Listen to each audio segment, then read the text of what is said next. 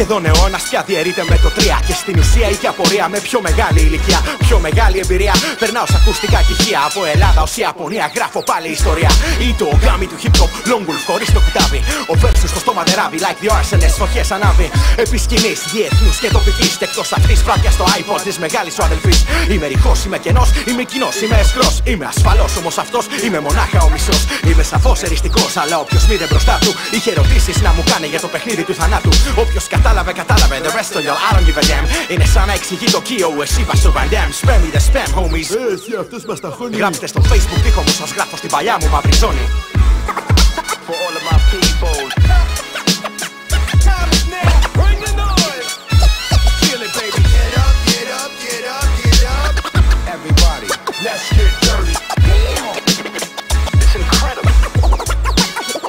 Once again, I know what I'm like. You play it in your system every night. Απ' τις βραδιές με τις πιο καυτές γυναίκες στην πόλη. Μέχρι τα live στο 8 που γκολ γινόμαστε όλοι. Και από τις νύχτες που πετάω πάνω από τη φωλιά του κούκουα στο Σιντζούκου. Παρέα με τους τρελούς του Χαρατζούκου. I hold the crown baby, but peeps keep wearing the frowns. Roy said it, rap now is the circus of clowns. Κάποιοι μπόζος κι εγώ απλά ημωθήριο δάμαστης. Πριν το σκεφτείς το είχε πει σωστά ο ρυθμό δάμαστης. Όλοι μάγκες στα λόγια, όποτε έλεγε δράση. Μιλάτε ακόμα όλοι για φάση. Έγινε καλή φάση. Blazer, μάτινα και space γυαλιά.